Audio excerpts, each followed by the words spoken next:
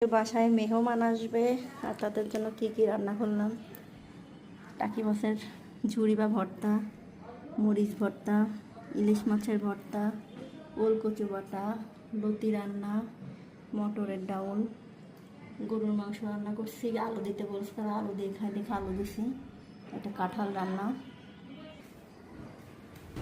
এখানে ভাত রান্না হচ্ছে, এটার মধ্যে আরও ভাত। তারপরে হচ্ছে বাচ্চাদের জন্য রান্না করছি, এই যে মুরগির মাংসের তেহারি। আর বানাইছি হচ্ছে এই যে চিতই পিঠা, দুধ চিতই পিঠা। দেখেন ভিজে একেবারে টই টুম্বুর হয়ে গেছে, পুরো ভাঙিয়ে গেছে, এত সুন্দর ভিজছে। আর এখনো সালাদ কাটা বাকি। এইদিকে সব মাঝামাঝি ধোয়াধুয়ি কমপ্লিট করে ফেলছি। আর সাথে হচ্ছে যে ডিম ভর্তা বানাবো, এটা বাকি আছে, সালাদ কাটা বাকি আছে।